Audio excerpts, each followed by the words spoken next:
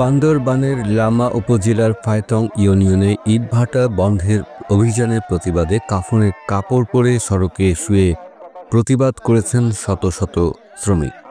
রোববার 16 নভেম্বর সকাল 10টার দিকে লামা ফায়তং সড়কে তারা অবস্থান নেন।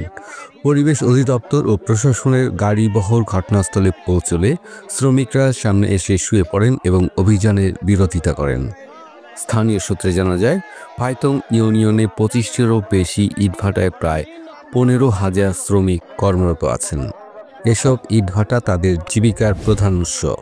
ভাটা বন্ধ হয়ে গেলে হাজারো শ্রমিক পরিবারসহ মানবেতর জীবনযাপনে পড়বেন বলে আশঙ্কা করছেন।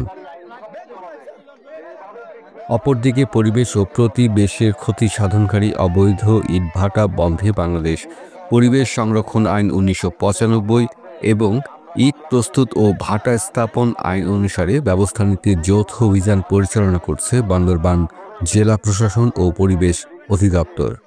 তবে শ্রমিকদের কঠোর আন্দোলনের মুখে অভিযানকারী দল কিছুটা বাধার সম্মুখীন হয়। নাম প্রকাশে অনিচ্ছুক কয়েকজন ইটভাটা মালিক জানিয়েছেন, পার্বত্য এলাকার খুব কাছেই অন্য স্থানে ইটভাটা চললেও এখানে কেন বন্ধ করা হচ্ছে আমরা তা বুঝতে পারছি না। প্রশাসনের এই দ্বিচারিতায় শ্রমিকরা হয়তো ক্ষোভে ফুঁসছে।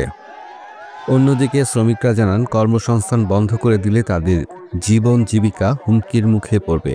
জীবন দিয়ে হলেও ভাটা বন্ধের সিদ্ধান্ত মানবেন না বলেও দৃঢ় অবস্থান জানান তারা।